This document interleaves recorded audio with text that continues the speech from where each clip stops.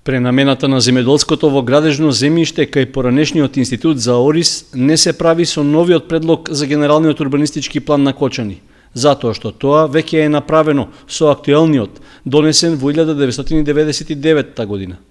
Такво е објаснувањето на стручните служби во локалната самоуправа како одговор на реакциите дека со нацрт планот ќе се одземе првокласно земјиште за на него да се градат објекти. Да не се ствара забуна дека се врши пренамена на земјоделско во градежно земјиште во стариот опфат. По стариот опфат на ГУП, кој што е сега валечки, го викам стар, ама тој е се уште валечки, додека не се донесе новиот, сите тие површини се влезени во опфатот на ГУП и тие се по автоматизам веќе градежно земјиште. Значи, таму не е вршена пренамена, нема ни потреба.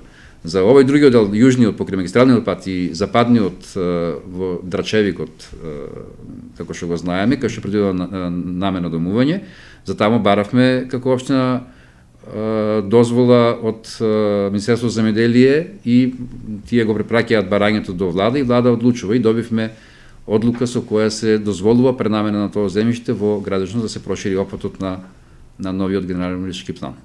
Факт е дека со донесувањето на генералниот урбанистички план, земјиштето што претходно било земјоделско станува градежно, но тоа не значи дека дефинитивно плодната почва е изгубена за секогаш.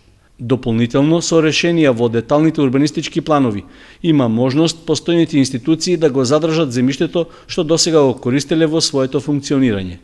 Со деталните планови се разработува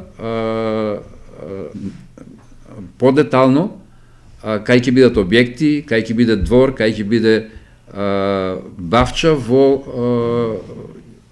корис на некоја институција што ќе работи таму, конкретно мислам на институтот. Значи, тука покрај објектите може да има и одредени површини кај што тие ќе го спроведуваат својот начин на работа. Стручна комисија во локалната самоуправа ќе ги разгледа и забелешките што ќе пристигнат во врска со предлозите во планот, и ако тие се издржани, ќе бидат прифатени и вметнати во документот.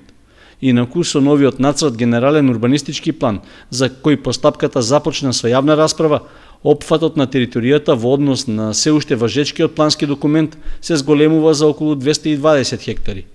Проширувањата главно се однесуваат во западниот дел од градот, поточно во местноста Драчевик, каде се добиваат нови 100 хектари, на кои се предвидени објекти за домување, како и во јужниот дел, на кој граница му е магистралниот пат А3, каде има околу 70 хектари со намена за стопански дејности.